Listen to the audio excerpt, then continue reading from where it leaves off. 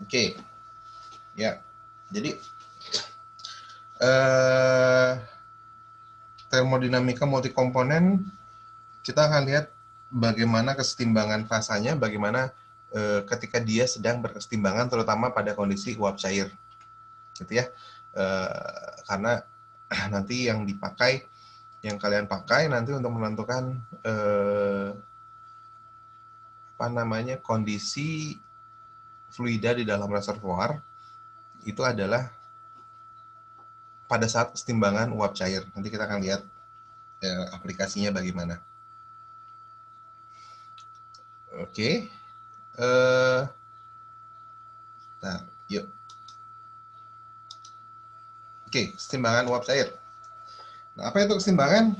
Nah, ini kita sudah bahas sebelumnya pada saat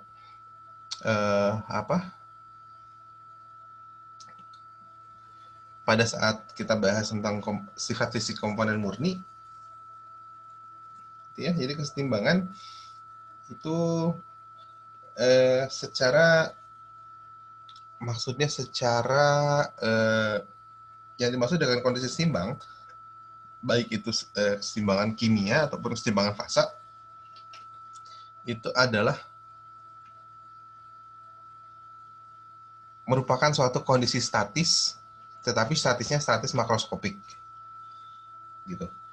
Statisnya statis makroskopik. Jadi kalau kita lihat secara molekular, sebetulnya perpindahan masih terjadi, gitu. Tetapi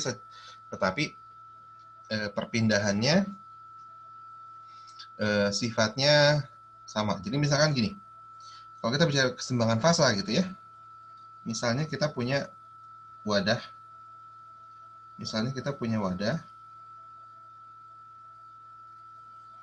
Itu yang sebagian isinya adalah cairan, gitu ya. Sebagian lagi isinya gas. Jadi ini ada di atas ini fasa gas, sini fasa cair. Gitu. Nah, ketika mereka dalam keadaan kesetimbangan,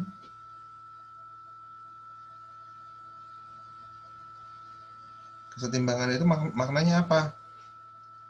Jumlah cairan yang menguap,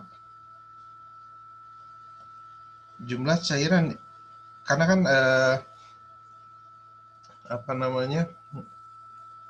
dia ada perpindahan fasa, gitu ya.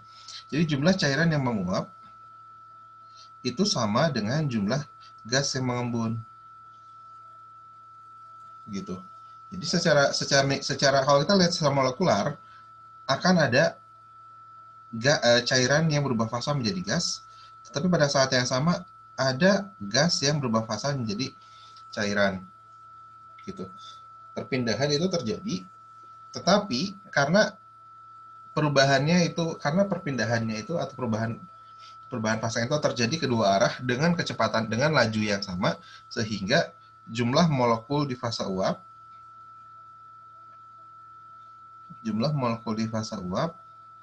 dengan jumlah molekul di fasa cair itu selalu sama, gitu. Bukan selalu sama, selalu tetap, gitu. Karena setiap ada yang menguap, ada juga yang mencair. Nah, itu yang disebut dengan kesetimbangan fasa, gitu. Nah, kesetimbangan ini, pada kondisi kesetimbangan,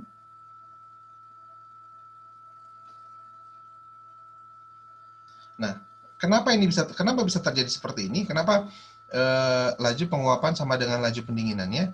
Karena di kedua fasa itu memiliki kondisi yang sama.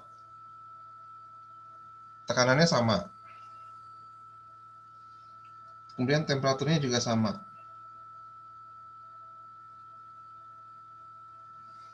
Gitu ya. Dan yang terakhir, kalau dia melibatkan senyawa kimia, maka potensial kimianya juga sama.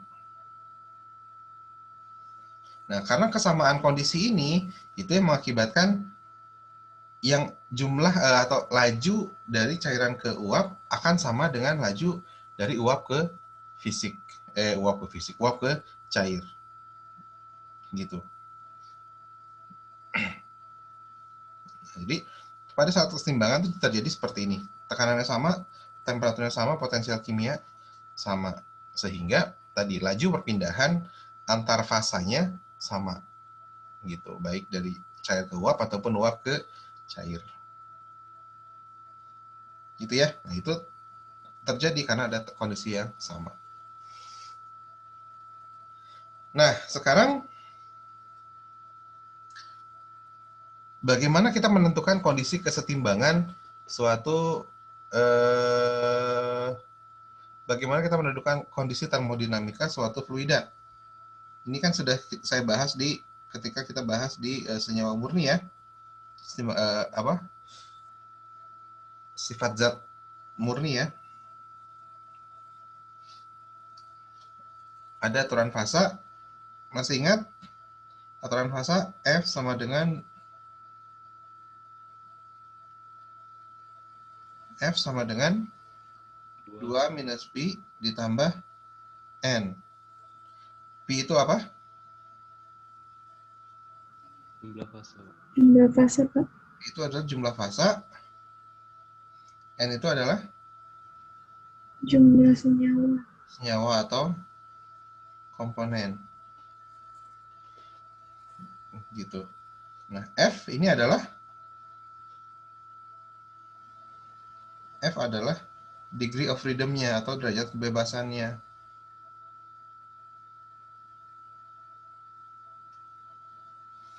Derajat kebebasannya. Sehingga kalau kita punya senyawa murni,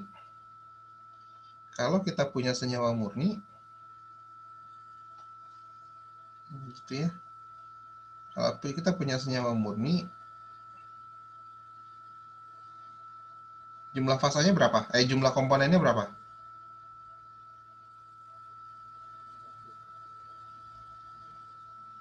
Kalau kita punya senyawa murni, jumlah komponennya berapa?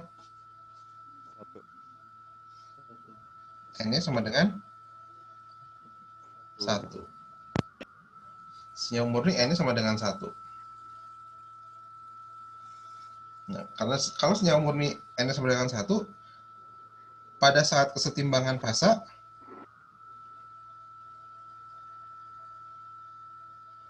pada kesetimbangan fasa, katakanlah kesetimbangan uap cair, maka P-nya berapa? 2. P-nya 2. Sehingga F-nya 1. Ini maknanya apa? F sama dengan 1 maknanya apa? Masih ingat?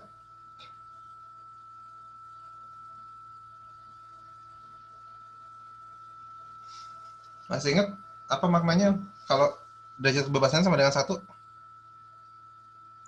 Berapa banyak besaran yang perlu diketahui untuk kondisi termodinamika pada suatu fasa? Ya.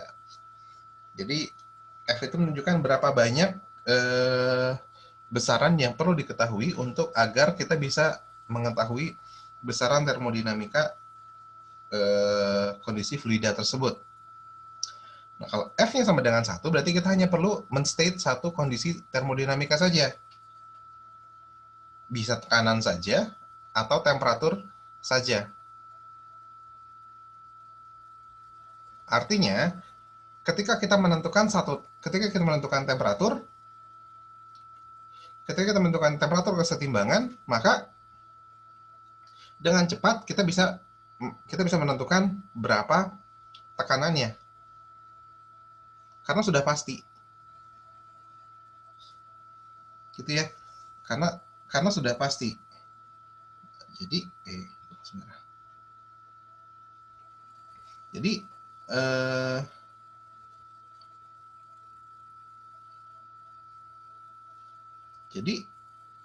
kalau kita tentukan, misalkan ini kita buat diagram PT, kalau kita menentukan temperatur tertentu,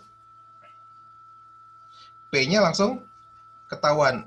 Kalau kita menentukan satu temperatur, ada berapa titik tekanan kesetimbangannya? Satu, Pak. Satu ya. Jadi misalkan kalau T-nya di sini, maka P-nya akan tertentu, gitu ya. Katakanlah di sini. Kalau T-nya di sini, P-nya juga akan tertentu juga. Misalnya di sini. Itu kalau T-nya di sini, maka P-nya juga hanya akan ada 1. Gitu.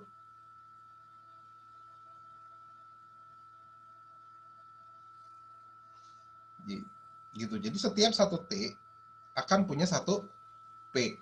Gitu. Itu makna dari F-nya sama dengan 1. Sehingga titik-titik ini, titik-titik kesetimbangan ini, kondisi kesetimbangan ini bisa kita gabungkan menjadi sebuah garis. Begitu ya, kira-kira menjadi sebuah garis. Gitu. Kira-kira begitu lah. Gitu. Nah, ini yang disebut dengan garis kesetimbangan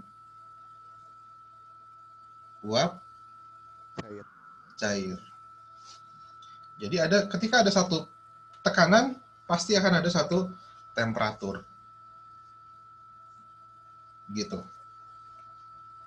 Nah, masih ingat garis ini dimodelkan dengan persamaan apa? Karena sifatnya sangat mudah, sangat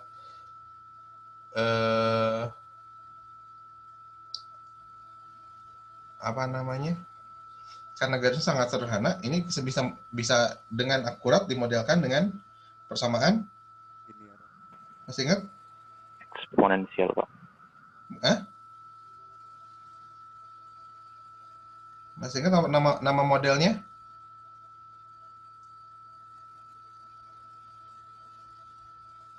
Nih.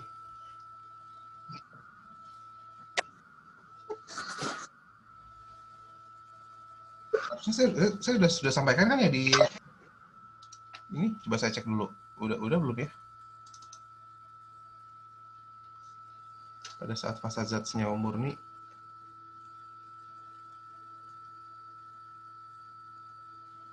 Oh, ternyata belum. Sorry kelewat.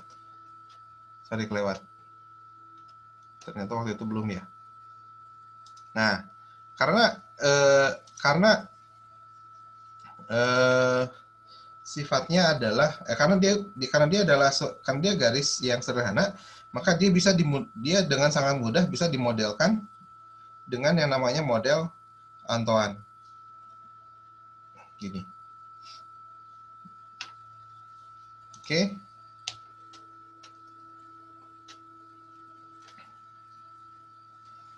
Nah, ini model Antoine. Gitu. Jadi kita bisa memperkirakan kondisi jenuh. Jadi misalkan kalau ditanya berapa tekanan jenuh air pada temperatur 100 derajat, kita bisa gunakan persamaan Antoine ini. Tinggal masukkan T-nya 100, bisa dapat nanti P jenuhnya berapa dengan koefisien ini. Gitu. Senyawa-senyawa lain juga bisa. Gitu. Berapa tekanan jenuh air pada berapa temperatur jenuh air pada tekanan 5 bar. Nah, nanti tinggal masukkan saja ke sini. Kalau 5 bar berarti kan 500 kPa. Kita bisa hitung berapa T-nya. Oke. Nah, yang perlu diperhatikan ketika menggunakan Antoine ini adalah hati-hati dengan satuan, karena jadi kalau kalian pakai parameter Antoine ini ikuti petunjuk ininya, satuannya apa, kemudian rumusnya bagaimana. Karena Antoine itu ada juga yang menuliskan ln P sama dengan A minus B per T. Yang gini juga ada, cuman gini juga ada. Gitu. Jadi perlu hati-hati. Nah, yang saya tampilkan di sini adalah yang persamaannya A dikurangi B per T plus C, di mana P-nya dalam KPA dan T-nya dalam Celsius. Gitu. Oke, nah ini sekarang kalau hanya satu fasa, gitu ya. Ini kalau hanya satu fasa, jadinya kesetimbangannya hanya berupa garis dan mudah dimodelkan dengan persamaan Antoine ini. Sekarang kita lihat kalau misalkan senyawanya biner.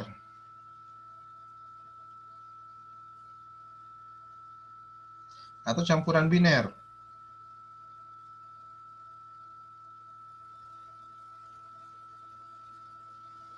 Campuran biner. Jumlah komponennya berapa?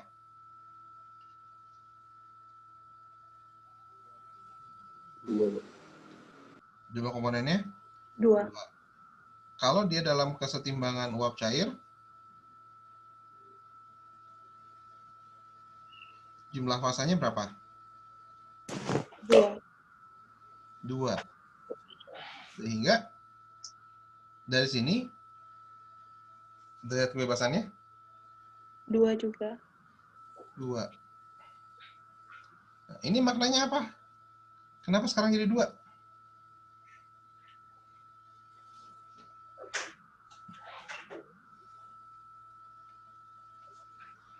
Kenapa sekarang jadi 2 ini maknanya apa?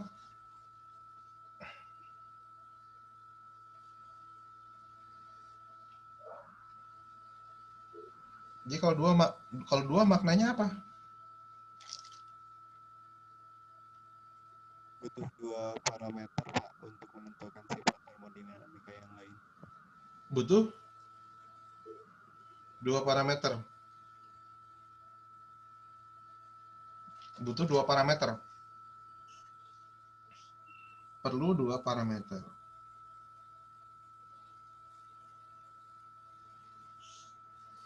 Parameter apa saja?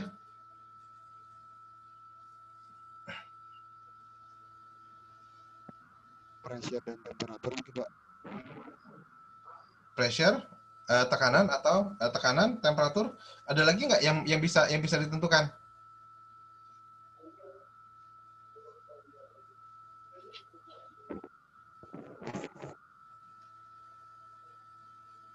Volume mungkin Pak. Volume? Volume bisa, tapi ada lagi yang lebih praktikal. Kata kuncinya di campuran.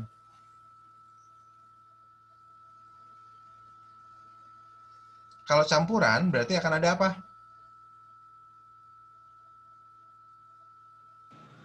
Molalitas. Molaritas atau apa dalam besaran lainnya? Massa per Jumlah mol.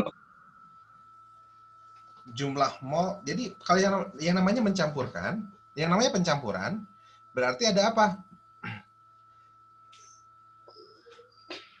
Perbandingan berapa banyak A dan B yang dicampurkan.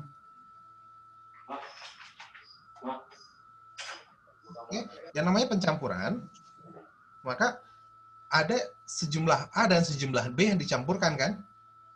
Kita punya A dan B. Kemudian kita jadikan campuran, maka ada sejumlah A di dalam campuran dan sejumlah B di dalam campuran. Banyaknya A dalam campuran dan banyaknya B dalam campuran itu disebut apa? fraksi mol. Fraksi mol. Jadi parameternya sekarang ada bisa tekanan, bisa temperatur, bisa fraksi mol. Fraksi mol ini di fasa uap, ini di fasa cair. Kalau di fasa cair, fraksi molnya kita sepakati lambangnya adalah X, sedangkan di fasa uap lambangnya adalah Y.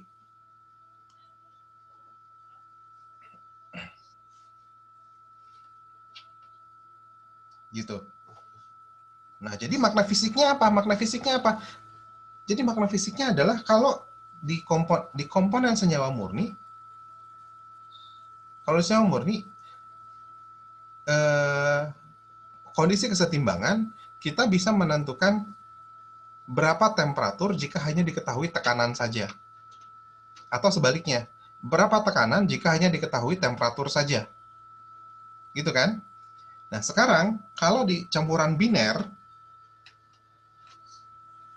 pada kondisi kesetimbangan, pada tekanan tertentu, kita bisa menentukan langsung berapa temperaturnya? Bisa nggak? Belum, Pak. Nah, perlu data apa lagi? Fraksi molnya, Pak. Di kondisi campuran berapa dia berada? Berapa fraksinya? Gitu. Itu makna fisiknya. Gitu. Jadi sekarang bukan hanya tekanan, jadi temperatur, gitu ya. Berapa temperaturnya? Jadi kalau kita ditanya berapa tekanan jenuh, misalkan campuran etanol air pada temperatur berapa temperatur kesetimbangan etanol air pada tekanan 1 atmosfer? Bisa langsung dijawab?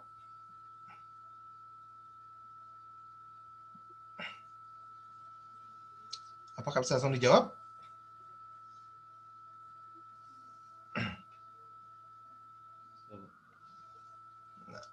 Nggak bisa langsung dijawab, kita harus tahu dulu campuran etanol airnya berapa persen etanol dalam air. Apakah 20%, 30%, 80%? Nah, campuran etanol 20% dalam air dan campuran etanol 80% dalam air akan memiliki posisi kesetimbangan yang berbeda.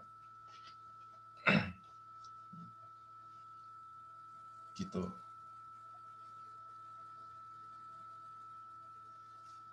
Oke, nah sehingga nanti yang awalnya kesetimbangan fasa itu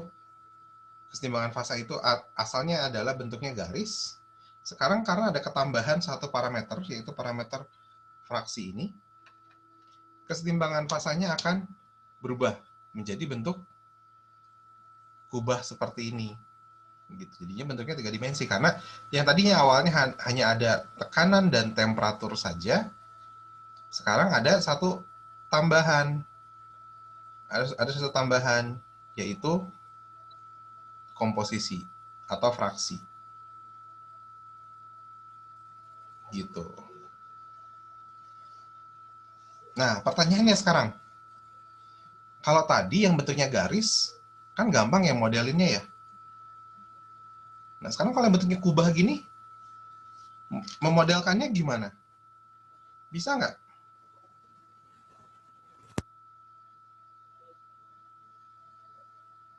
Gampang nggak modelkannya?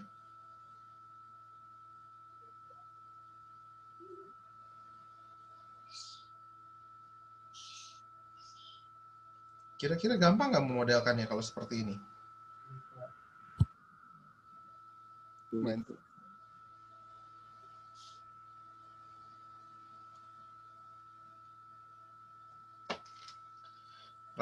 Relatif lebih susah ya. Karena sekarang bentuknya 3 dimensi. Kalau bentuknya 3 dimensi, jadi modelnya nanti model seperti apa susah. Gitu. Jadi kalau bentuknya seperti ini ya susah. Gitu. Nah, untuk memudahkan gimana caranya? Untuk memudahkan pemodelan dan untuk memudahkan perhitungan, Bagaimana caranya?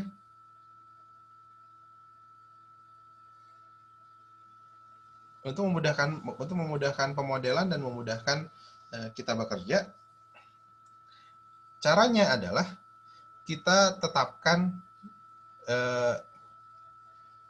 kita bekerja pada kondisi di mana salah satu kondisi operasinya konstan. Misalnya kita bekerja pada tekanan konstan.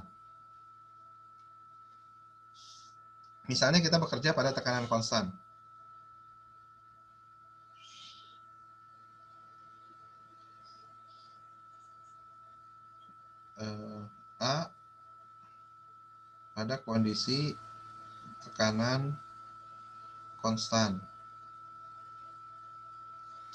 Kalau kondisi tekanan konstan, gambar ini akan berubah menjadi bagaimana? Kalau tekanan konstan maksudnya gimana?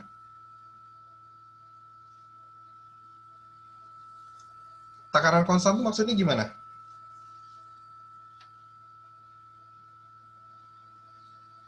Coba.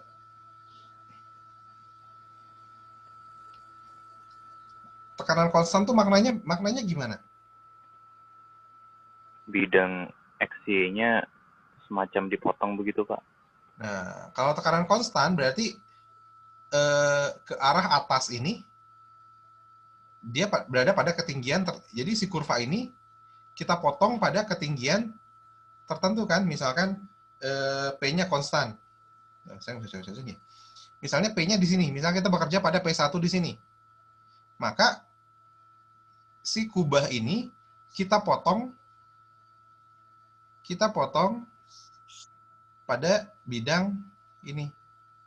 Pada bidang P1 ini. Pada bidang yang setara dengan P1 ini. Sehingga jadi nanti bidang ini akan menjadi kurva XY di mana sumbu X-nya apa, sumbu Y-nya apa? Kalau kita bekerja pada bidang ini bidang ini nih. Kelihatan kan ya tanda panahnya ya? Sehingga kalau kita bicara pada ini ya atau di bawah lah ini. Kalau kita bicara bidang, jadi kan kalau kita bekerja pada tekanan konstan, katakanlah ya paling gampang di sini kita lihatnya di sini lah. Kita lihatnya di sini. Maka kita akan punya diagram XY yang sumbu X-nya apa, sumbu Y-nya apa? Temperatur dan fraksi mol, Pak. Nah, kita akan punya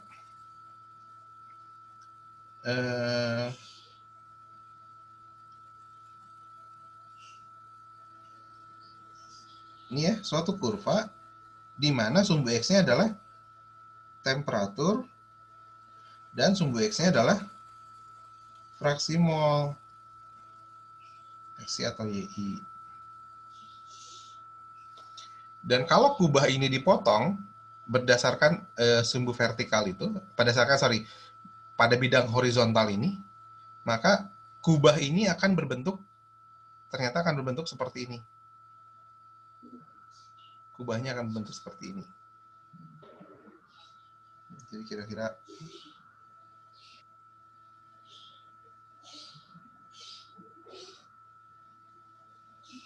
begini. Kubahnya akan berbentuk seperti ini. Gitu. Ini kalau P-nya di sini. Kalau P-nya di atas, ya sama. Kita akan punya diagram lain. Jadi kira-kira nanti akan seperti ini.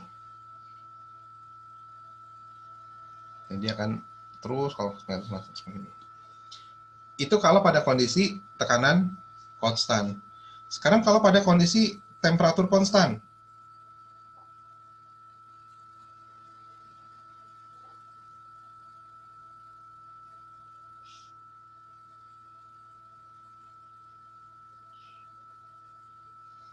Kalau pada kondisi temperatur konstan, kita akan punya grafik apa terhadap apa? Fraksi mol terhadap pressure, Pak. Nah, kalau temperatur konstan artinya bidangnya bidang vertikal ini ya. Dan artinya bidang vertikal ini nih. Kalau tekanan konstan artinya bidang vertikal ini. Kalau temperatur konstan artinya bidang vertikal. Jadi si kubah ini kita iris secara vertikal. Kubah ini kita potong-potong secara vertikal. Nah, jadi kita akan punya apa? Sumbu X-nya tekanan, sumbu Y-nya fraksi.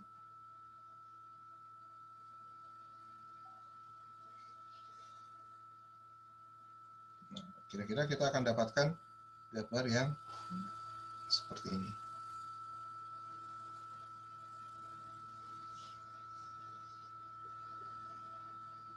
Gitu. Jadi kalau kita jadi dari ini adalah kondisi kesetimbangan global, gitu ya.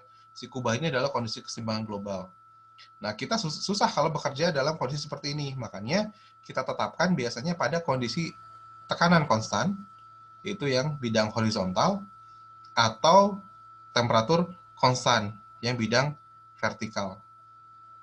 Gitu. Jadi sekarang kita punya kondisi tekanan konstan dan temperatur konstan. Nah, kalau tekanan konstan, kita punya temperatur sebagai fungsi fraksi. Nah, ini yang disebut dengan diagram TXY,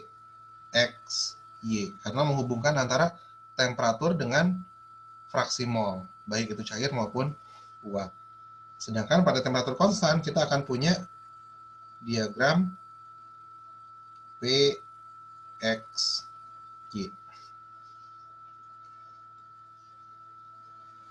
Bisa dipahami?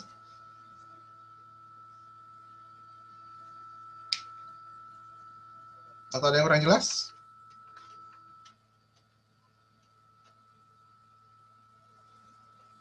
Bisa, Pak, bisa. Iya, bisa ya. Nah, ini contohnya, ini saya punya diagram, ini contohnya ini, metanol dan air pada kondisi 1 atm. Nah, ini diagramnya TXY atau PXY? TXY.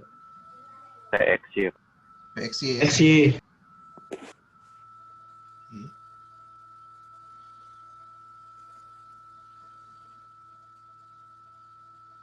Metanol air pada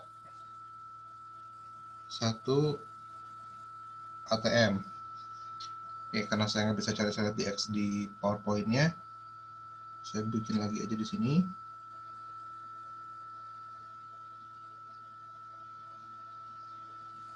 Gitu. Ini temperatur.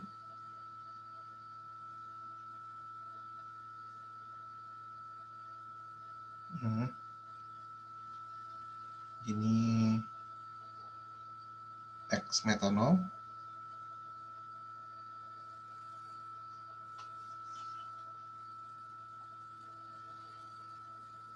Oke, sorry. Ini X metanol, ini kemudian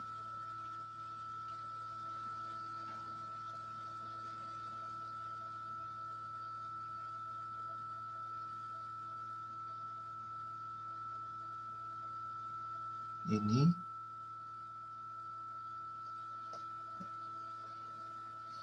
kira-kira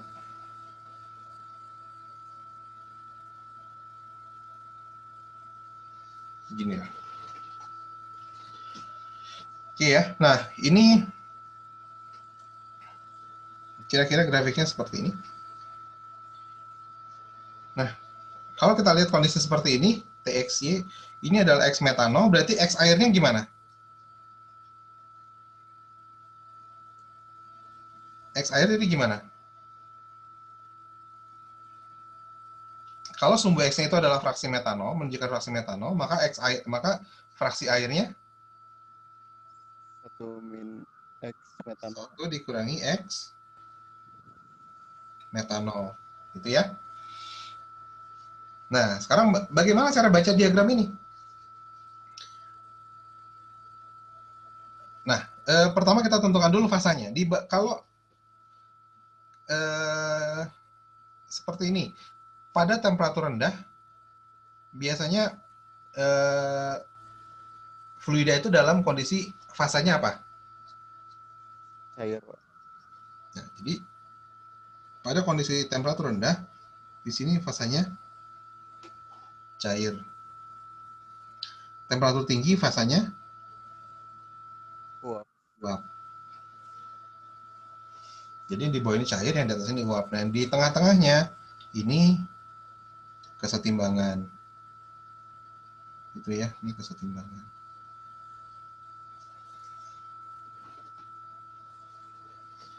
Nah, grafik ini maknanya apa? Maknanya begini. Misalkan kalau saya punya metanol murni. Metanol murni berarti fraksi metanolnya berapa? 1, Pak. 1, Pak. 1. Berarti titiknya ada di mana? Sebelah kanan, Pak. Ini ya. Ini adalah metanol murni. Nah, metanol murni, ya kesetimbangannya hanya ada 1 titik. Karena komponennya murni. Kalau air murni ada di mana? Sebelah kiri, Pak. Sebelah kiri.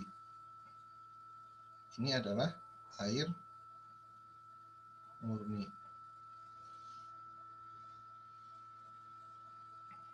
Gitu ya. Nah, sekarang misalnya saya punya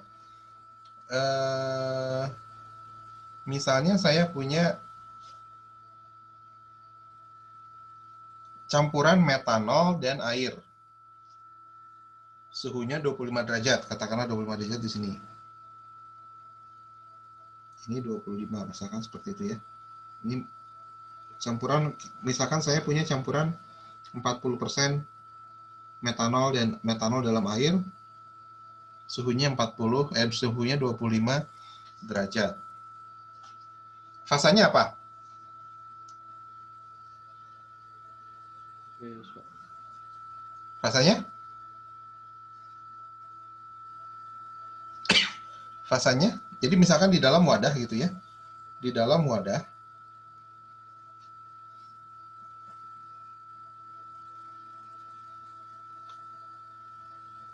Di dalam Iya, wadah. Pak.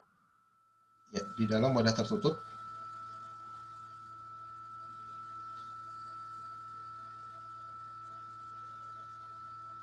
Ini.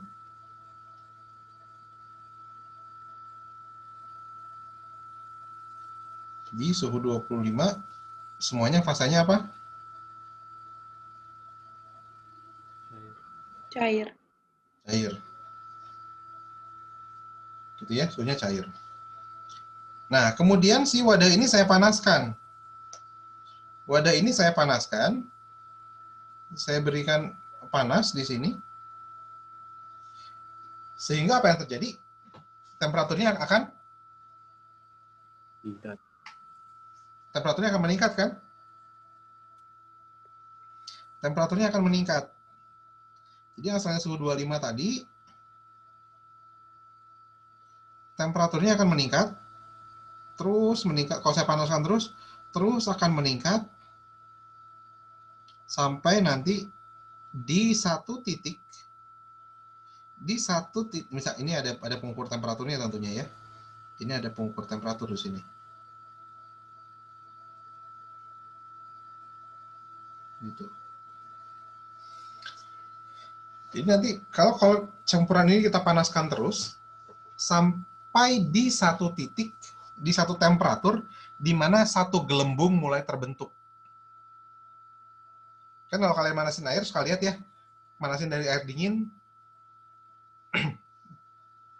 mulai ketika akan mendidih mulai terbentuk satu gelembung ya. Akan terbentuk satu gelembung. Nah, itu yang disebut dengan bubble point.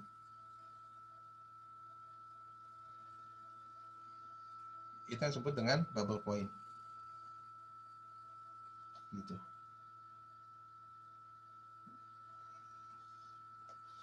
Itu yang disebut dengan bubble point. Gitu. Ketika si campuran tadi ketika dipanaskan membentuk satu gelembung. Nah, itu yang disebut dengan bubble point. gitu. Oke, kemudian ini kalau saya panaskan lebih lanjut, nah kalau ini saya panaskan lebih lanjut, apa yang terjadi? Apa yang terjadi? Uapnya akan Bertambah, Pak. semakin, uapnya akan semakin banyak, gitu ya. Dan temperatur, nah di sini ketika terbentuk gelembung dia sudah membentuk dua fasa.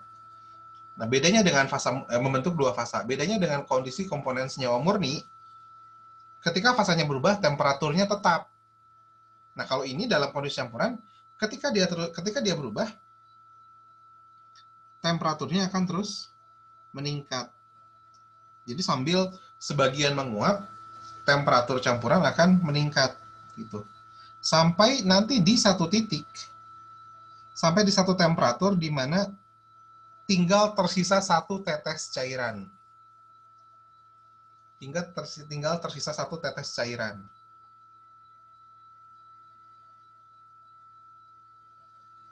Nah, ini yang disebut dengan titik dew point atau titik embun. Kenapa disebut dew point? Kenapa disebut titik embun? Karena kalau kita lihat dari sebaliknya, kalau kita punya uap, kemudian didinginkan, sampai nanti terbentuk satu tetesan cairan. Nah, itu disebut dengan dew point. Gitu. Oke. Nah, kemudian setelah gitu ya. Itu jadi ada bubble point, ada dew point. Nah, nanti dicoba lagi pada kondisi komposisi yang lain. Katakanlah komposisinya 60% sekarang. Komposisinya 60%. Tadi ini 40% metanol, sekarang ini 60% metanol. Ini dilakukan cara yang sama gitu. Sampai nanti terbentuk satu gelembung, dicatat nanti berapa temperaturnya, itu menjadi bubble point. Kemudian dipanaskan kembali sampai nanti tinggal tersisa satu tetes, ini menjadi dew point untuk komposisi tersebut. Oke. Nah, dicoba pada berbagai komposisi, maka setiap komposisi nanti akan punya dew point masing-masing dan bubble point masing-masing. Nah, kalau semua bubble point digabung, nah, dia akan menjadi grafik yang warna biru ini. Ini yang disebut dengan bubble curve. Nah, kalau semua dew point digabung, ini akan menjadi grafik yang merah ini yang disebut dengan dew curve atau kurva pengembunan. Bubble point adalah kurva penguapan.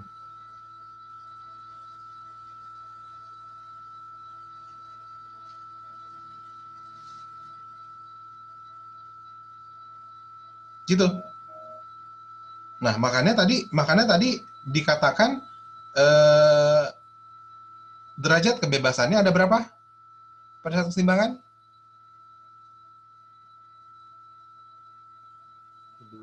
Ada dua. Jadi yang pertama ini temperaturnya 1 atm. Jadi kalau kita ditanya berapa temperatur kesetimbangan metanol air pada 1 atm, apakah bisa langsung dijawab temperaturnya? Apakah bisa langsung dijawab temperaturnya? Belum, Pak. Belum bisa. Harus tahu apa dulu? Fraksi mol. Nah, fraksi mol pada komposisi berapa? Baru kita bisa pada komposisi berapa? Katakanlah 40. Baru kita bisa tahu berapa bubble point-nya, berapa dew point-nya. Pada komposisi 60, baru kita tahu berapa bubble point-nya, berapa dew point-nya. Gitu. Jadi harus dua besaran yang diketahui. Gitu. Oke, bisa dipahami? Bisa, Pak. Bisa ya? Oke. Nah, sekarang kalau kita ditanya, nah, misalnya sekarang misalnya ya, campuran ini yang awalnya ini awalnya 40% metanol ya di awal. Kemudian kita panaskan sampai suhunya misalkan berapa? Sampai suhunya 80. Kita panaskan sampai suhunya 80 derajat. Coba lihat di grafik yang sebelah kiri ini. 40%, 80 derajat. Titiknya di mana? Titiknya di mana? Di kesetimbangan. Di sini ya, titiknya di sini ya. Iya, Pak. 40%, 80 derajat. Nah, titiknya di sini. Titiknya di sini. 40% katakanlah 80 derajat di sini. Titiknya, oh jangan warna ini, warna hijau aja. Titiknya di sini.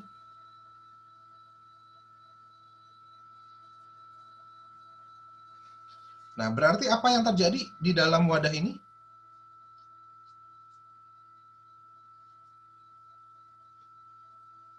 Apa yang terjadi di dalam wadah? Kalau kita panaskan sampai 80 derajat Celcius,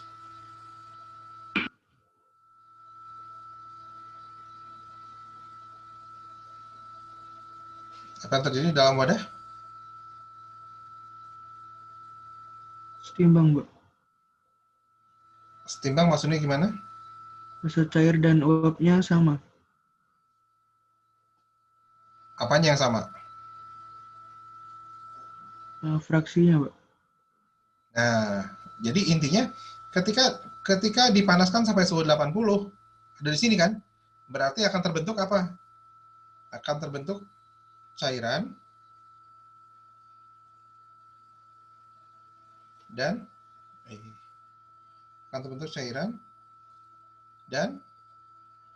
sebagian berubah menjadi uap. Ini Uap. kelihatan nggak? Nggak kelihatan ya? Ini deh. Sebagian berubah menjadi uap. Gitu. Jadi ada sebagian yang berubah menjadi uap. Nah, pertanyaannya sekarang, berapa banyak yang menguap? Berapa banyak yang menguap? Kemudian bagaimana komposisi di fasa cair dan fasa uapnya? Jadi sekarang setelah dipanaskan 80 derajat, pertanyaannya berapa fraksi metanol di fasa cair dan berapa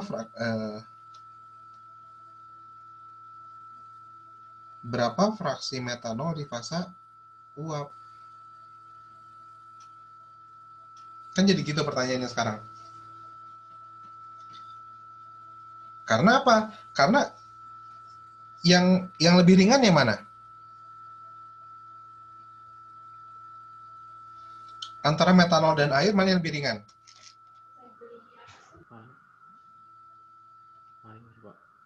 Metanol, Pak. Metanol lebih ringan. Artinya, nanti di dalam fasa uap akan mengandung metanol lebih banyak.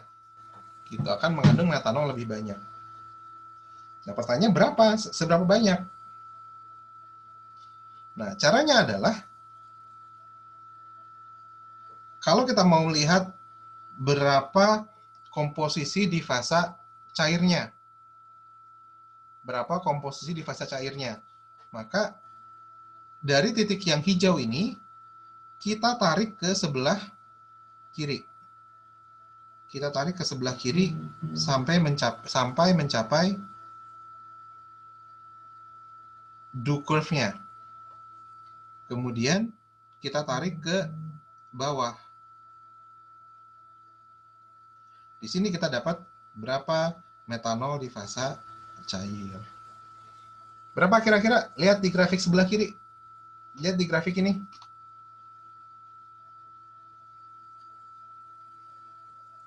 Berapa? 0,22. 10 tuh. Hah? 10? Kan titik awalnya di sini. Berapa komposisi di fase cair? Tarik ke sini. Nah, di sini. Ini tarik ke bawah. Berapa? 0,22 lah, Pak.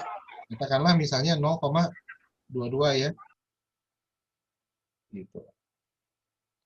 Nah, di fase uapnya berapa? Di fase uap, dari titik hijau ini, kita tarik ke kanan sampai ke do curve, kemudian tarik ke bawah. Gitu. Dari sini, tarik ke kanan, dari sini tarik ke kanan sampai ke do curve, kemudian tarik ke bawah. Nah, berapa kira-kira? 0,61. 0,61 atau 6, nah ya 6 sekian lah. 61 atau 62 lah ya. Nah, begini. Ternyata yang tadi awalnya kita, ini total di dalam wadah, ini total di dalam wadah, tetap metanolnya ada 40% karena wadahnya wadah tertutup. Tetapi sekarang ketika kita pisahkan menjadi dua fase, ada fase cair dan fase uap, ternyata komposisinya menjadi berbeda. Gitu. Di fase uapnya, di fase cair 0,22, di fase uap 0,62 metanolnya.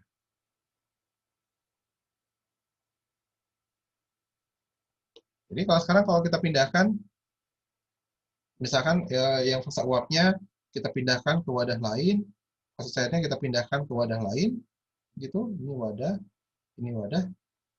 Maka di wadah yang atas nanti kita akan punya campuran metanol, campuran yang lebih kaya akan metanol. Di yang bawah kita akan punya campuran yang kaya dengan air. Gitu.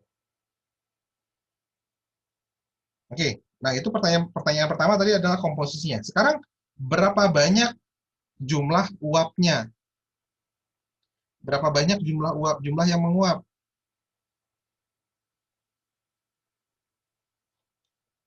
Berapa banyak jumlah yang menguap? Jumlah yang menguap itu kita bisa dari gambar ini kita bisa gunakan aturan pengungkit atau istilahnya lever rules. Aturan pengungkit. Jadi jumlah fase uap itu adalah kalau ini kita misalkan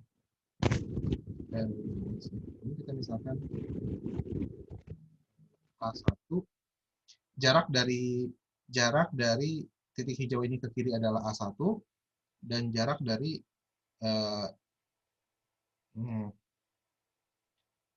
titik hijau ini ke kanan itu adalah A2, maka fraksi uap, berapa banyak yang menguap, atau jumlah uap,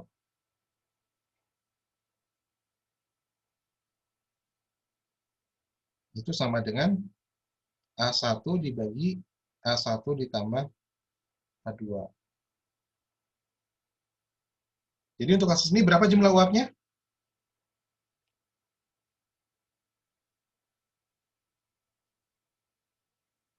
Atau jangan asal aduh deh, ini kalau kita kasih tambahan aja. Panjang dari sini ke sini, ini A total. Jadi jumlah uapnya adalah A1 dibagi A total. Jadi berapa ini? Panjang A1 berapa? 20, Pak. 20 dari mana? Salah, Pak ya? Kan dari sini, ini tadi berapa ini? Ini sumbu X, ini nilai X-nya berapa? Di titik yang tengah ini. 40. Oh, 40 kan? X yang pinggir ini berapa tadi? 22. 22, berarti ini 40 dikurangi 0,18. Total berapa totalnya? 18%, Pak. Ini A1 kan dari yang tengah dikurangi yang kiri, A total itu yang kanan dikurangi yang kiri. Yang kanan berapa? Tadi 62 ya? 6,2. 0,6. Kalinya 39, Mbak. 0,6. Jadi kira-kira 18 dibagi 40.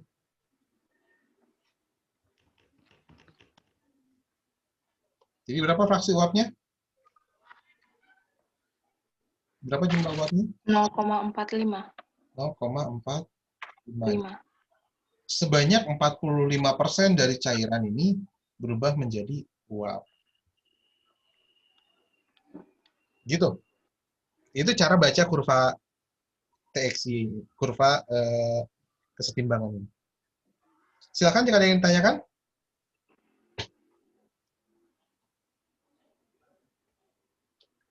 Saya mau tanyakan?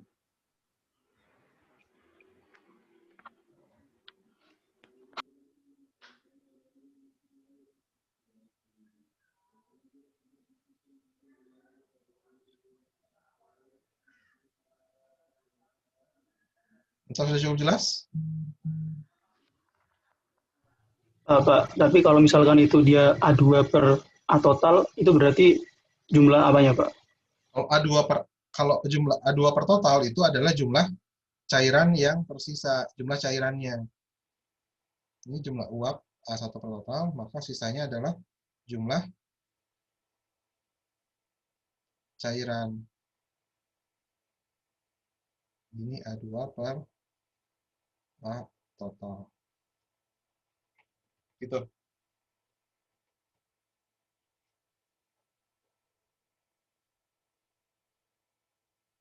Gitu.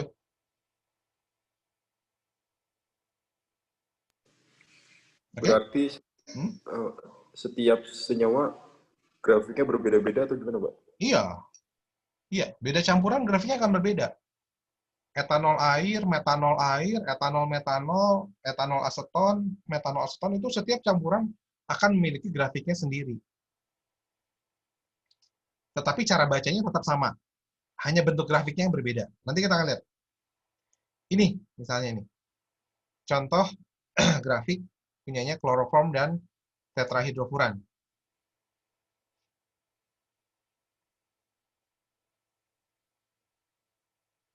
Cara bacanya sama.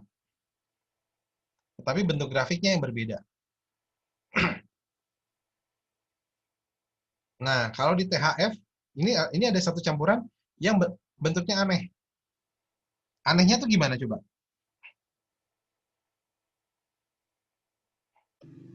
Bisa ada 2 titik.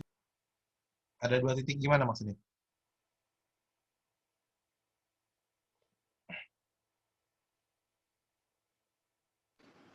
Ada titik potong kali Pak, maksudnya Pak.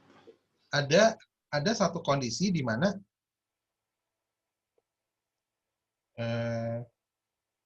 saling bersinggungan gitu Pak. Saling bersinggungan. Ini kloroform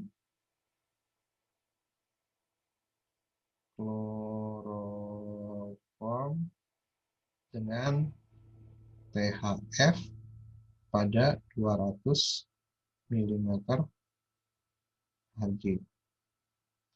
Oke, saya gambar dulu.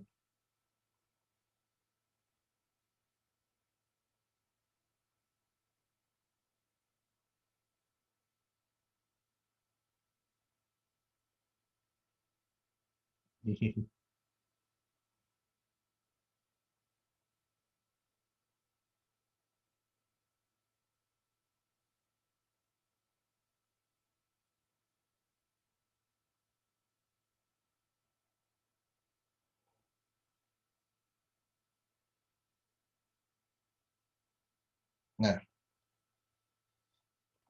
jadi untuk campuran kloroform dan THF ini ada satu titik bersinggungan. Maksudnya apa sih titik bersinggungan seperti ini?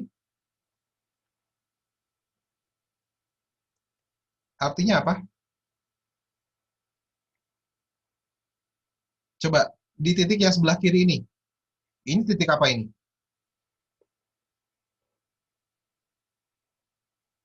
Titik yang sebelah kiri ini titik apa ini? Pada kondisi apa ini? Cair. Hah? Kan udah Kloroformnya 0%.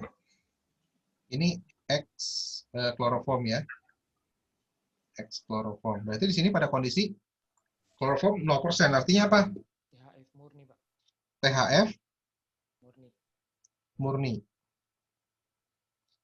Kita lihat kalau kondisi murni ada bubble point, ada dew point nggak?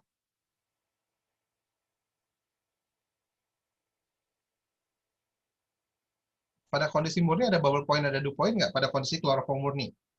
Tidak ada, Pak. Ada, Pak. Nggak ada. Nah, sekarang kita lihat yang titik sebelah kanan. Ini titik sebelah kanan, titik apa ini? Kondisi apa ini?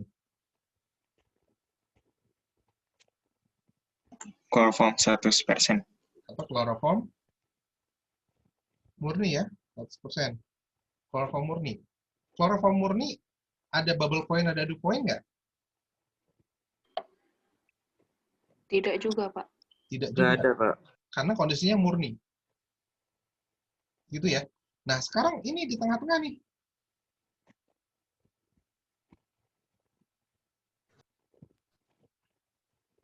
Di tengah-tengah ada satu titik di mana ini kalau ada di tengah-tengah berarti ini kondisi yang murni atau campuran? Tengah campuran, Pak. Berarti ini campuran ya. Iya. Tetapi di campuran ini kita lihat dia nggak punya dew point, dia nggak punya bubble point, dia cuma punya satu titik. Berarti campuran ini bersifat seperti senyawa, Pak. bersifat seperti senyawa murni, Pak. Senyawa murni. Jadi ada beberapa campuran yang pada komposisi tertentu dia akan bertindak seperti senyawa murni. Nah, campuran seperti itu disebut dengan campuran azeotrop. Campuran azeotrop. Jadi, campuran azeotrop atau komposisi azeotrop itu adalah suatu komposisi di mana suatu campuran memiliki sifat seolah-olah seperti senyawa murni. Gitu. Nah, dampaknya apa kalau satu senyawa punya titik azeotrop? Kalau satu senyawa memiliki campuran azeotrop. Dampaknya apa? Dampaknya dia nanti tidak bisa didapatkan secara murni dengan cara distilasi biasa. Gitu. Kalau yang ini metanol air, misalkan yang ini metanol air. Ini kita lihat ini yang 0,62% itu kan yang di sini ya. Ini 0,6. Ini misalkan di uapnya 0,62 ya. Di sini ya berarti ya. Kemudian kalau uapnya kita dinginkan. Uapnya misalkan kita dinginkan sampai ini. Tadi kan metanol air di sini. Tadi sini ya. Uapnya ada di sini. Kemudian misalkan uapnya kita dinginkan sampai 75. Sampai 75 derajat. Apa yang terjadi? Apa yang terjadi? Ini pindah kemana titiknya kalau dinginkan sampai 75? Ke bawah, Pak. Bawah, ke sini ya? Ya. Apa yang terjadi ketika sampai sini? Kesetimbangan lagi. Terbentuk lagi cair dan uap. Komposisi uapnya berapa? 0,62. Komposisi uapnya? Enggak dong, ini kan komposisi. Sekarang kan setelah dipisahkan dia terbentuk cair dan uap lagi. Nah, maka komposisi uapnya berubah lagi. Berapa? Tarik ke samping. Semakin murni kan? Nah, jadi sekarang kalau uapnya kita pisahkan ke wadah yang lain, kemudian kita dinginkan lagi sampai 70. Sini. Sebagian akan mengembun. Nah, di uapnya komposisi gimana? Ke sini. Makin murni lagi, dinginkan lagi. Pisahkan lagi uapnya. dinginkan lagi, pisahkan uapnya, dinginkan lagi, pisahkan uapnya, terus sampai tahapannya tak hingga nanti dia akan lama-lama menuju apa ini? Menuju kondisi Murni ya. Murni, Pak. nanti di uapnya kita akan dapatkan di uap yang di tahap kesekian kita akan bisa dapatkan metanol murni. Sekarang kita lihat kalau yang azeotrop. Katakanlah misalnya awalnya di sini misalkan. Kemudian cairannya kita ambil, kita panaskan ke sini, dinginkan, panaskan sini cairannya, panaskan, ambil lagi cairannya, panaskan, ambil lagi cairannya, terus seperti ini. Bisa nggak kita dapat THF kloroform murni? Bisa nggak? Enggak, Pak. Enggak, karena begitu sampai sini, dia akan terhenti di sini. Dia akan terhenti di komposisi azeotrop ini. Nah, makanya kalau ada titik azeotrop, kita tidak akan bisa mendapatkan komponen fasa murni dengan cara distilasi biasa. Nanti ada tekniknya. Gitu. Oke? Jadi setiap senyawa punya grafiknya sendiri. Setiap campuran senyawa punya grafiknya sendiri. Bisa dipahami? Bisa dipahami? Bisa, Pak. Oke, jadi tapi bentuk grafiknya bagaimanapun cara bacanya sama. Nah, sekarang kita lihat satu lagi. Ini adalah metanol air juga. Tapi sekarang pada kondisi temperatur tetap. Jadi kalau kita punya kondisi temperatur tetap, grafiknya apa? Grafiknya, kalau pada temperatur tetap, grafiknya adalah Kanan dan maksimol. kanan terhadap Maksimol. maksimol.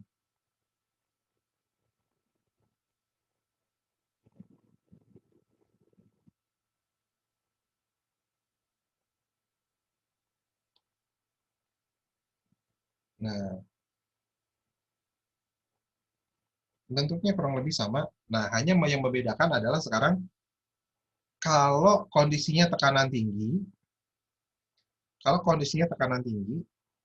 fluida fasanya apa? Uap. Kalau tekanan tinggi, fluida fasanya apa? Cair, Pak. Cair. Jadi kalau diagram PXY, cairnya di atas, uapnya di bawah. Itu bedanya.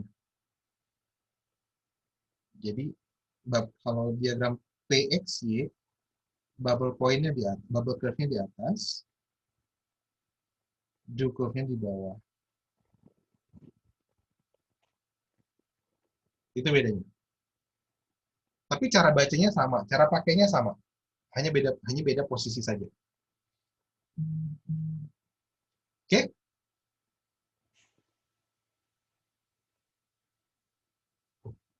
Oke ya? Nah, sekarang gini. Kalau tadi ketika kita bicara tentang senyawa murni, dia bisa dimodelkan dengan gampang dengan persamaan Antoan. Kenapa sih kita perlu persamaan Antoan ini? Kenapa sih kita perlu lakukan pemodelan? Kira-kira kenapa coba? Kenapa kita perlu lakukan pemodelan? Ini awalnya titik-titik ini didapat dari hasil apa sih? Dari eksperimental begitu, Pak. Dari eksperimen kan? Nah, kalau eksperimen jumlahnya gimana? Jumlahnya ada banyak, jadi butuh didekati begitu, Pak. Nah, kalau eksperimen kan pasti jumlahnya terbatas kan? Kalau kalian misalkan melakukan eksperimen yang sama, jumlah sampelnya 100. Melakukan 100 kali. Bosan nggak? Udah capek waktu, boros biaya, gitu ya. Boros waktu, boros biaya. Itu kalau terlalu banyak. Jadi untuk mensiasatinya gimana? lakukan percobaan secukupnya, sisanya dibuat model. Gitu. Makanya yang Antoine pun sama. Yang Antoine itu dicari saja beberapa titik, kemudian dicari modelnya. Sehingga dia bisa mengcover sebanyak mungkin data. Nah, untuk ini pun, untuk kesetimbangan multikomponen pun sama. Kalau kita lakukan percobaan, udah percobaannya susah, makan waktu lama, alatnya mahal. Jadi tidak efektif kalau kita lakukan terlalu banyak eksperimen. Jadi caranya sama. Eksperimennya nggak usah terlalu banyak, tetapi nanti sisanya dimodelkan. Sisanya nanti dimodelkan. Gitu. Oh ya, ini apa namanya tadi kesetimbangan uap cair ini nanti dimanfaatkan untuk proses distilasi. Ya, tadi kan metanolnya dipindahin, jadi misalkan tadi metanolnya di sini, uapnya dipindahin ke atas, dipisahkan lagi, uap cairnya pindahin lagi ke atas, pisahin lagi uap cairnya, terus sampai nanti dapat metanol murni. Jadi ini distilasi ini adalah suatu proses pemisahan yang memanfaatkan perbedaan volatilitas dan memanfaatkan kesetimbangan uap cair ini. Gitu. Oke, nah kembali. Untuk memodel, karena eksperimen itu terlalu mahal untuk dilakukan terlalu banyak, makanya dilakukan sedikit saja eksperimen, tetapi selebihnya dilakukan proses pemodelan.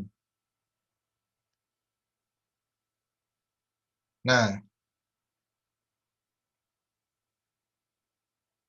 sekarang bagaimana cara melakukan pemodelannya? Pemodelan kesetimbangan uap cair. Yang pertama itu adalah karena dia melibatkan dua fasa cair dan fasa gas. Karena dia melibatkan dua fasa, yaitu fasa cair dan fasa gas. Yang pertama, yang mempropos itu adalah Raoult. Karena disebut dengan hukum atau model Raoult.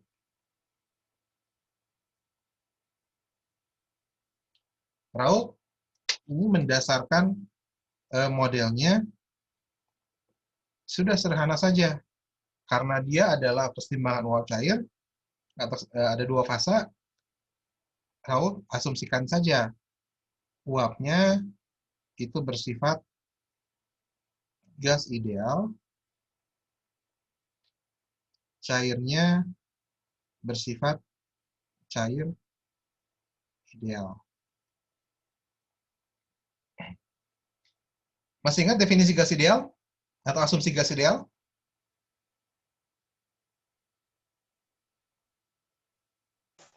Masih, Pak. Bagaimana gas ideal? Asumsi gas ideal itu apa? Apa saja?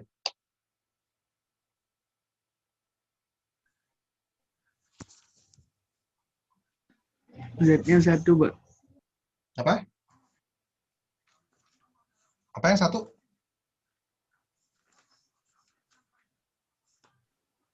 Z-nya, Pak. Z-nya 1. Artinya apa?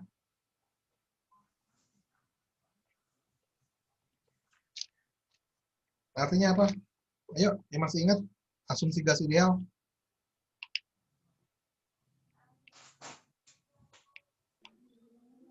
Partikel gas bergerak acak, Pak. Apa?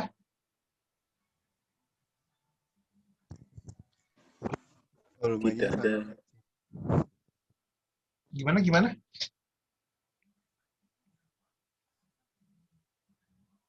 Dibuka lagi materi tentang gas idealnya.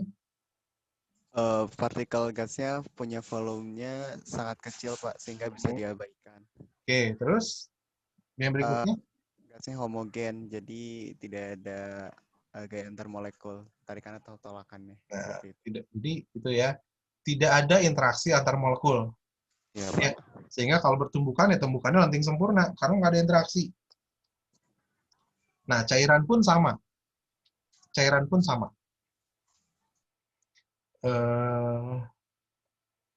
Apa namanya? Cairan pun sama.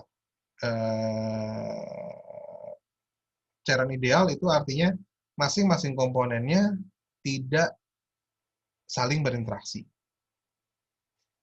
Ya, masing-masing komponennya tidak saling berinteraksi. Nah, Raoult mengasumsikan seperti itu. Di uapnya adalah gas ideal, di cairnya cair ideal. Tapi kemudian orang melihat bahwa ada kekurangan di model Raoult ini.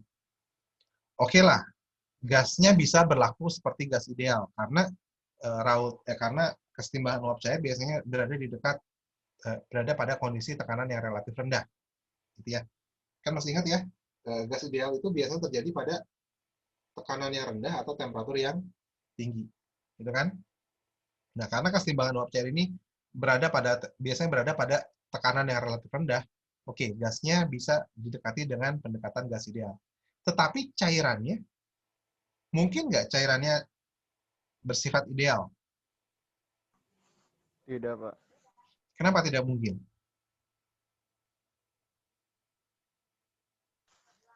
Kenapa tidak mungkin cairannya campuran cairan bersifat tidak ideal?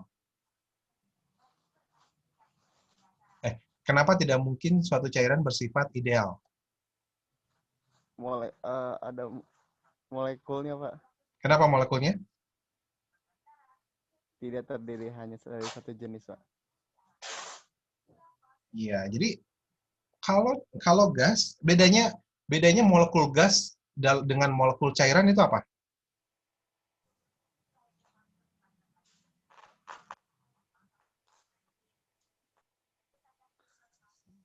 Gas itu bisa dari unsurnya. Interaksi. Interaksinya gimana?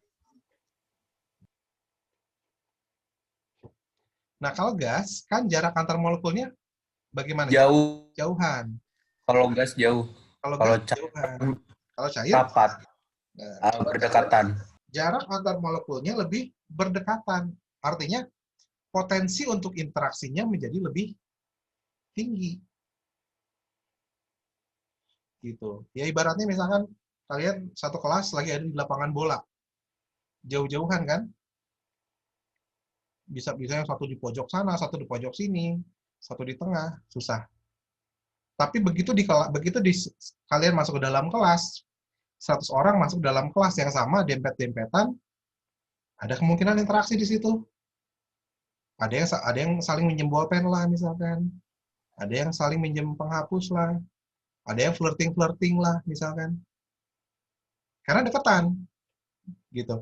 Kalau sudah berdekatan, maka potensi untuk interaksinya menjadi lebih tinggi. Sehingga orang berpikir, ya, bagaimanapun cairan itu tidak akan ideal. Bagaimanapun cairan itu tidak akan ideal. Maka berikutnya ada orang yang mempropos hukum Raoultnya dimodifikasi saja sedikit. Makanya menjadi Raoult termodifikasi. Nah, di sini asumsinya uapnya tetap gas ideal. Dan cairnya ini menjadi cair yang nyata atau cair yang tidak ideal. Ini relatif jauh lebih jauh lebih akurat daripada model Raoult saja, hukum Raoult saja. Gitu. Nah, tetapi oke, itu sudah cukup sudah cukup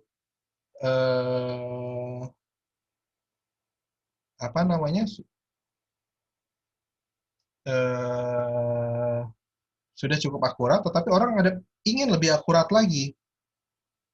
Sehingga berkembang juga model nyata.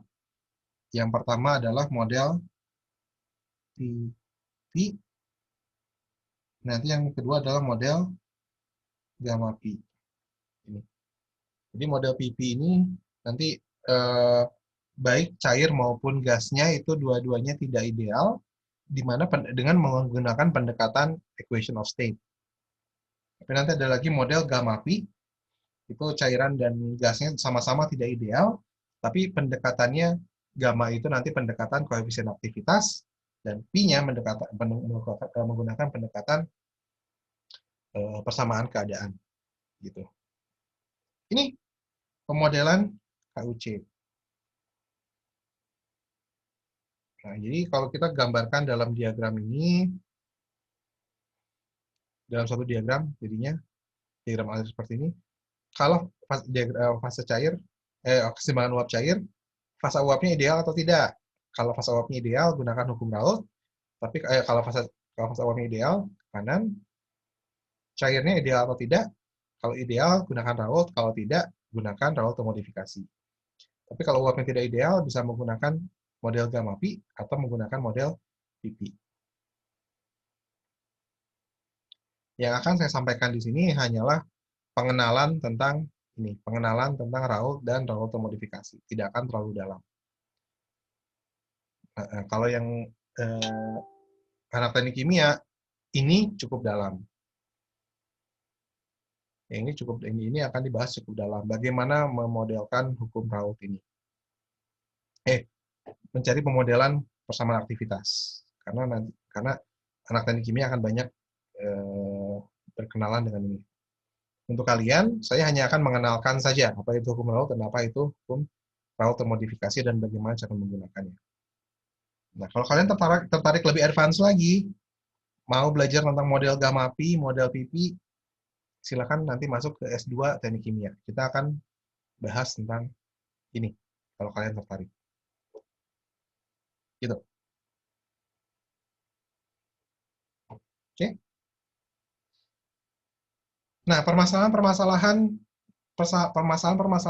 kesetimbangan fasa itu nggak akan jauh dari empat masalah ini. Bubble pressure calculation, ada bubble temperature calculation, dew pressure calculation, dew temperature calculation. Pasti akan berkisar di antara 4 permasalahan ini. Gitu. Nanti kita akan lihat contohnya. Oke, ini cara membaca gambar diagram VL. Tadi sudah saya baca ya. Sudah saya sampaikan ya cara membaca diagramnya. Gitu. Nah, kita akan lihat detailnya sekarang. Yang satu, hukum Raoult.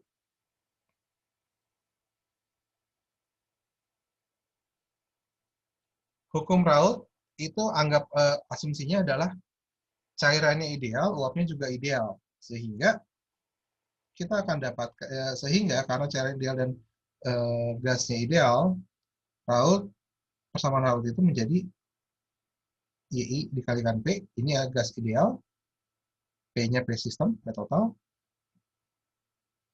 sama dengan XI dikali PI1. Gitu. Ini model hukum Raoult. Jadi hukum Raoult menyatakan bahwa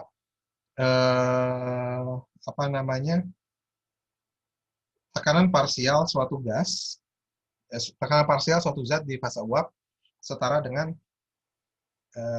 fraksi dikalikan tekanan jenuhnya. Fraksi di fasa cair dikalikan tekanan jenuhnya. Sehingga didapatlah rumusan seperti ini. YI dikalikan P total sama dengan XI dikalikan PI SAT. Gitu. Oke. Nah, ini bisa berlaku kalau T-nya berada di bawah, tekanan sistemnya berada di bawah tekanan kritik. Artinya apa? Artinya uapnya berubah menjadi cairan. Uapnya ketika ditekan, dia akan berubah menjadi cairan. Jadi, dia berkeseimbangan antara uap cair. Gitu, maksudnya seperti itu. Oke. Nah, bagaimana cara menggunakan ini? Bagaimana cara menggunakan persamaan hukum Raoult ini? Contohnya ini misalkan. Lakukan perhitungan hukum Raoult dengan menggunakan hukum Raoult, lakukan perhitungan berikut. XI 0,33, T-nya 100 derajat Celcius.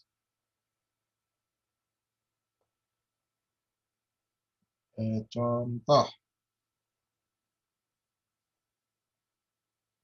Nah, X1, jadi X benzennya itu 0,33, soluennya 100 derajat Celcius. Hitung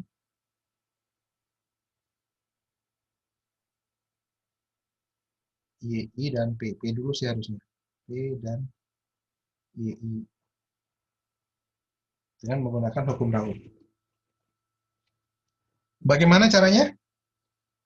Kita gunakan dari model hukum Raoult ini.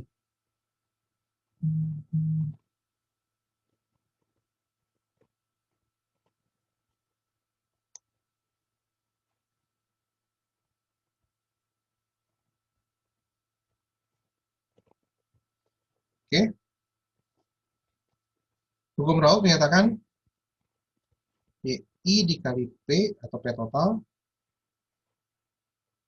sama dengan XI dikalikan PI 1. Kalau kedua ruas saya kasih sigma, kalau kedua ruas saya sigmakan, apa yang terjadi? YI bisa keluar dari sigma nggak?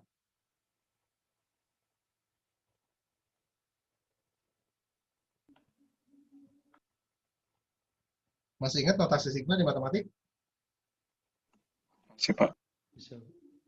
YI bisa keluar dari sigma nggak? Bisa. Bisa. Kalau ada indeksnya nggak bisa keluar. Kan sigma ini menjumlahkan semua komponen yang mengandung I. Jadi YI nggak bisa keluar dari sigma karena I-nya yang akan dijumlahkan. Yang bisa keluar adalah P totalnya.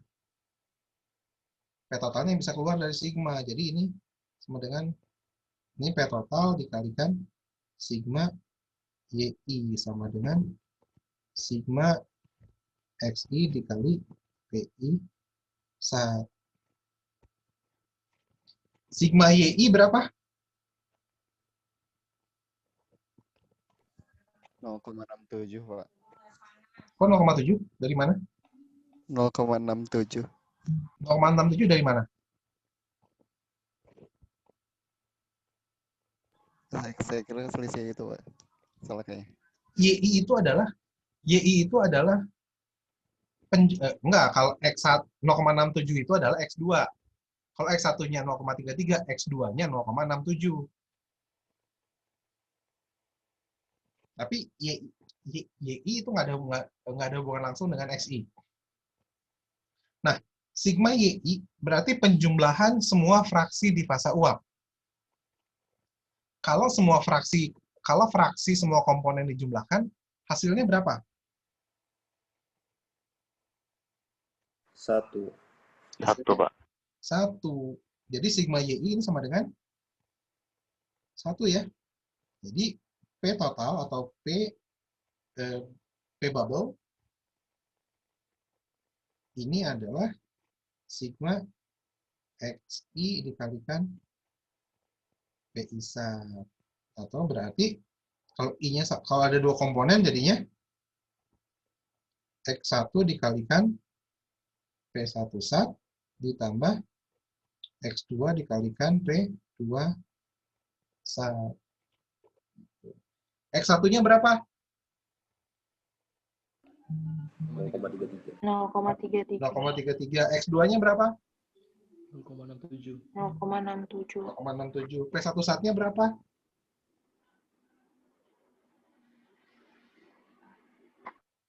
P1 sat itu apa?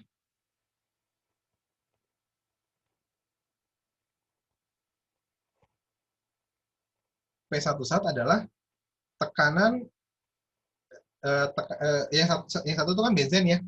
Jadi P1 sat itu adalah tekanan uap jenuh benzen pada temperatur berapa? 100 derajat Celcius. Gimana cara dapatnya? Di plot grafik itu Pak, bukan? Apa? Pakai grafik yang tadi itu Pak, di plot. Pakai persamaan apa yang gampang langsung? Antoan, bukan Antoni. Tulisannya Antoine. Tulisannya Antoine, dibacanya Antoan. Iya. Gitu ya. Jadi P1 sat itu tekanan uap jenuh benzen pada kondisi 100 derajat Celcius. P2 sat itu tekanan uap jenuh toluen pada temperatur 100 derajat Celcius. Dan baik benzen maupun toluen, tekanan uap jenuhnya bisa dicari dengan menggunakan persamaan Antoan yang ini. Ini benzen ada, toluen ada. Itu ya? Bisa ya? Oke. Setelah dapat P total, kalau ditanya berapa Y1-nya?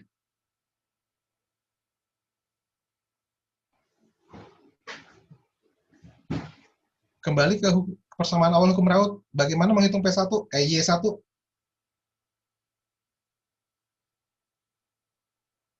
Bagaimana menghitung Y1?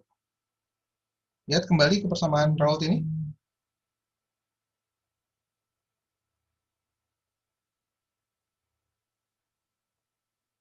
Gimana?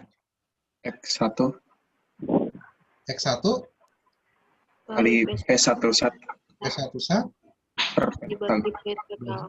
P total. Oke, Y1 sudah dapat. Y2-nya gimana?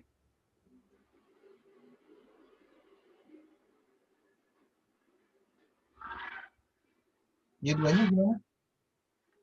Berarti X2 dikali P2 sat dikali P2 sat dibagi P total. bagi P total. Bisa seperti itu. Itu seperti itu betul. Tapi karena sekarang Y1-nya udah tahu, langsung saja Y2-nya 1 kurang Y1. Oke, itu kurang Y1. Sama saja. Gitu. Bisa dimengerti? Bisa, Pak. Bisa ya. Oke. Nah, nanti kalian coba hitungannya. Ini slide ini sudah saya masukkan ke Google Drive, ke Google Class, gitu ya. Nanti kalian bisa coba-coba hitungannya sendiri. Apa namanya? Antoannya juga ada di situ. Oke, sekarang contoh soal berikutnya yang B.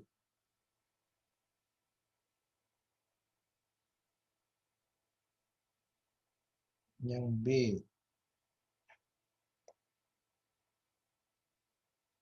Diketahui Y1 sekarang yang diketahui. Y1 sama dengan 0,33. Kemudian T-nya tetap 100. Yang ditanya berapa P dan X. Gitu. Nah, kembali ke hukum Raoult. Raoultnya tadi apa? YI dikalikan P total sama dengan XI dikali PI sat.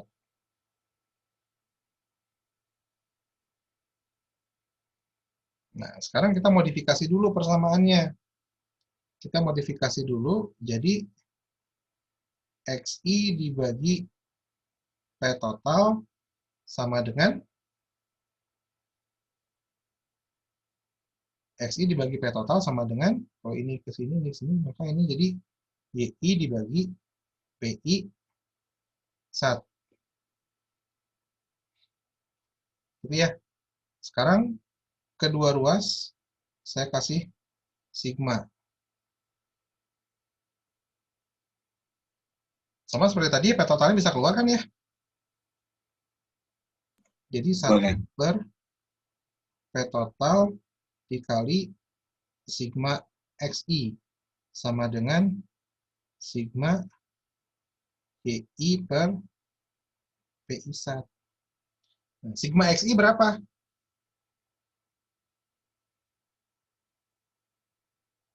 Sigma XI berapa?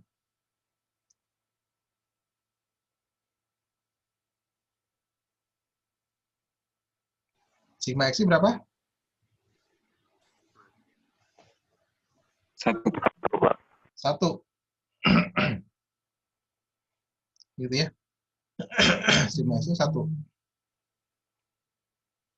Jadi ini sama dengan 1 per P total sama dengan sigma YI per PI 1.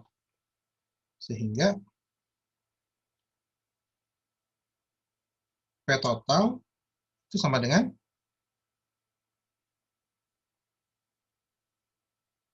jadinya kalau P totalnya jadi 1 per sigma YI per PI 1. Atau berarti P total itu sama dengan 1 dibagi Y1 per P1 sat ditambah Y2 per P2 sat. Gitu. Ini P totalnya udah ketahuan sekarang. Nah, sekarang kalau tanya XI-nya, kalau tanya X1, X1 jadi berapa?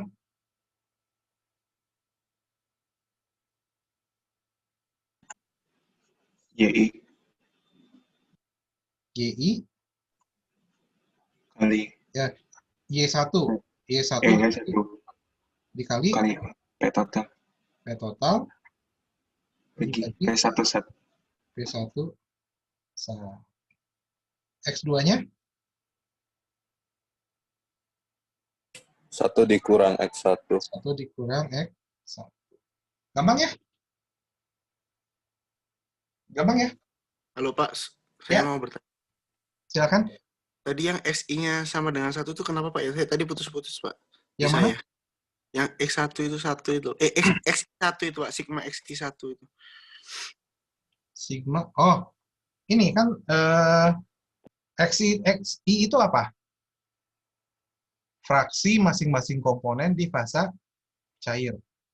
Gitu kan? Nah, kalau sigma XI berarti penjumlahan dari semua fraksi yang ada. Penjumlahan semua fraksi totalnya berapa? 1 Pak. Oh ya. 1. Gitu. Iya Pak, terima kasih Pak. Oke ya. Bisa ya? Nah, sekarang yang C. Yang C agak sedikit tricky ini. Yang C, X1-nya 0,33. Sekarang yang diketahui P-nya. P-nya 120 kPa. Yang ditanya berapa T dan YI. Nah, gimana ini? Trikinya di mana?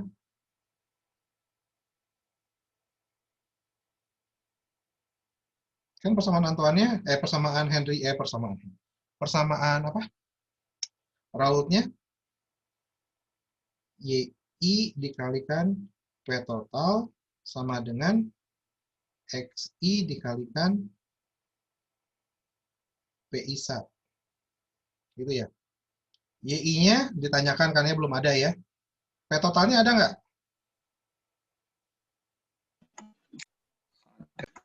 P total ada ya, ini P sistem. XI ada nggak?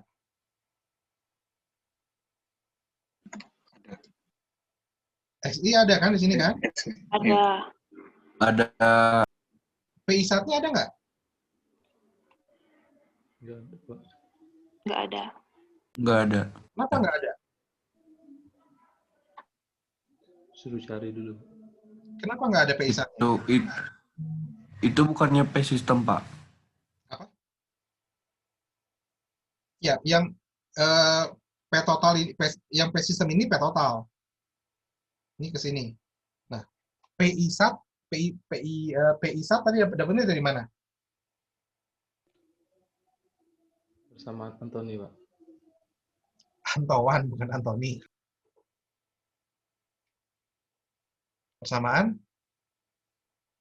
Antoan, Pak. Antoan. Nah, untuk mendapatkan persamaan, kalau untuk pakai persamaan Antoan perlu data apa? Tekanan uap jenuh. Tekanan uap jenuh kan yang dicari. Oh iya. Jadi perlu data Suhu, Pak. temperatur, suhu. Nah, temperaturnya ada atau enggak? Itu yang dicari, Pak. Itu yang dicari. Jadi gimana, Dok? Jadi gimana?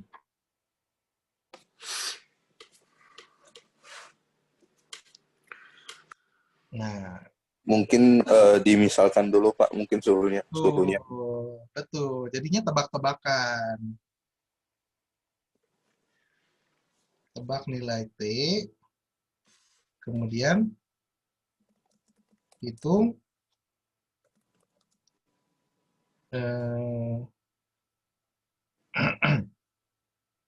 sebetulnya ya. Tebak T, hitung nanti PI sat. Nanti setelah dapat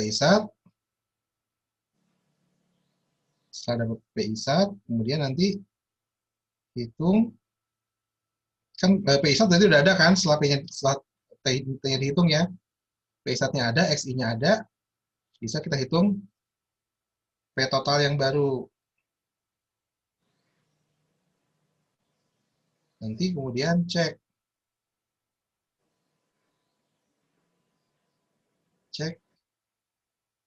apakah P total sudah mendekati P sistem yang di soal.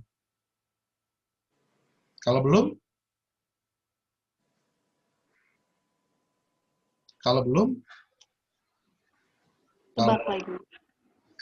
apakah P total, kalau tidak, kalau jawabannya adalah tidak,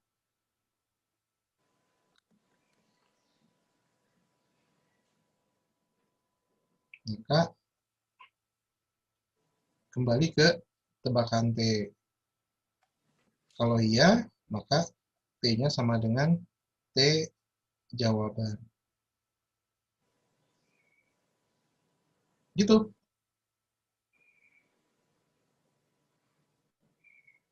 Kalau T udah dapat, nanti tinggal hitung berapa Y-nya.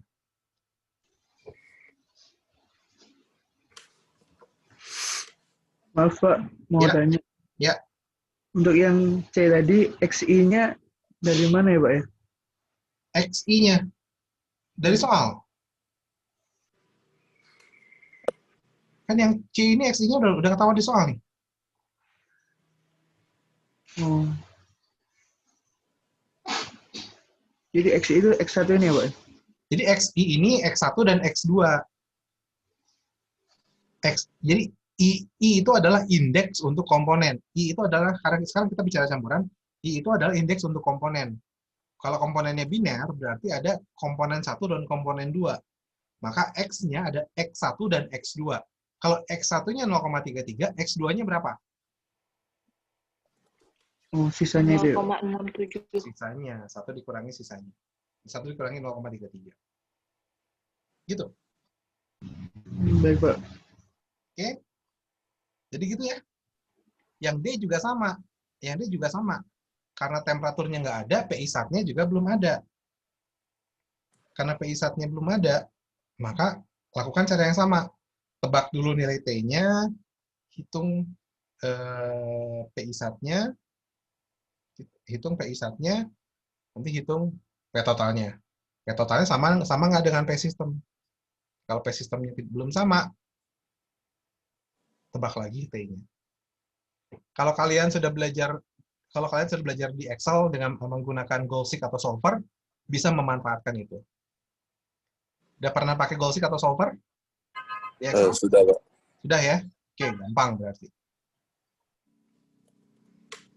Oke, bisa dipahami? Bisa, Pak. Bisa ya? Oke, jadi tugas kalian untuk minggu depan adalah menyelesaikan persoalan ini. Bisa ya? Oke, Pak. Langsung di Excel saja lah. Kerjakan di Excel aja. Nanti dikumpulkan Excelnya. Oke ya? Jadi ini soal A, B, C, D ini dikerjakan sampai tuntas. Dikerjakan sampai tuntas, dikerjakan di Excel. Biar nggak usah nyalin lagi ke kertas. Oke? Ada pertanyaan? Silakan. Permisi, Pak. Ya, silakan. Apakah catatan kuliah ini akan diupload di Google Classroom, Pak? Ya, ya. Sekalian yang kemarin juga, ini yang kemarin yang apa? Ya pokoknya catatan-catatan ini nanti saya akan upload ke Google Classroom. Ya, soalnya karena kalau mau buka YouTube habis di kuota terus itu, Pak. Oke. Oke, terima kasih, Pak. Ya nggak apa-apa lah, kalau buka YouTube kan nambah viewernya, lumayan buat saya. Oke, silakan ada pertanyaan lain? Saya mau nanya, Pak. Silakan. Yang di soal B itu, ya, dia yang diketahui kan YI sama dengan 0,33 ya, Pak? Ya, Y1. YI itu, Sorry, Y1 ini bukan YI. Y1 ini. Yang di D, Y1 ya, Pak? Ini Y1 ya. Makasih, Pak. Oke, jadi yang D juga sama ya, yang D juga Y1 ini. Saya salah nulis. Ini Y1. Oke, silakan. Ada pertanyaan lain? Bisa minta tolong kembali ke catatan sebelum ini, Pak? Yang mana? Sebelum ini. Nah, ini. Oke, ini. Sudah, Pak. Terima kasih. Oke. Kalau udah ada yang nyanyi-nyanyi berarti udah paham banget nih.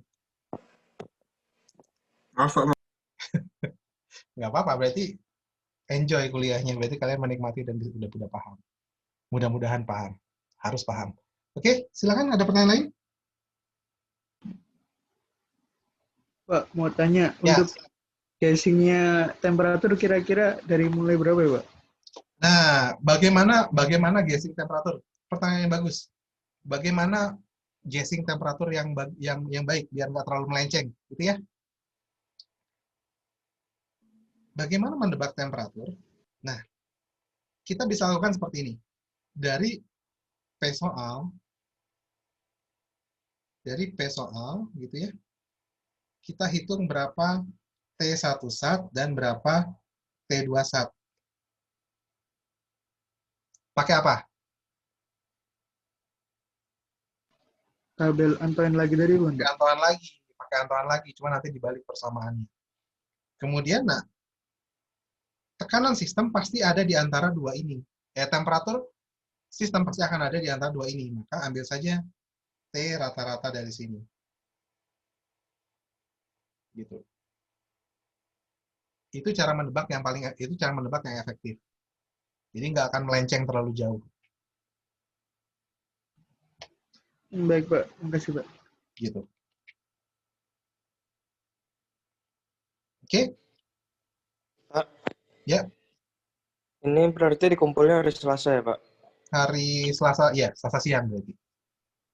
Oke, makasih, Pak. Ada lagi pertanyaan lain? Nampaknya sudah tidak ada ya. Kalau sudah ini, silakan dikerjakan. Nanti saya upload catatannya. Atau masih ada pertanyaan? Maaf, Pak. Ya. Untuk video ini, recordnya akan di-upload di YouTube juga kan ya? Ya. Yang kemarin juga saya akan upload. Kemarin karena beresnya agak sore dan saya ada urusan di luar, jadi nggak keburu di-upload. Mungkin siang ini akan saya upload. Oh, baik, Pak. Terima kasih, Oke. Pak. Oke, kalau sudah tidak ada pertanyaan dan waktunya juga sudah hampir jam 9, kuliah saya akhiri sampai di sini. Sampai ketemu minggu depan.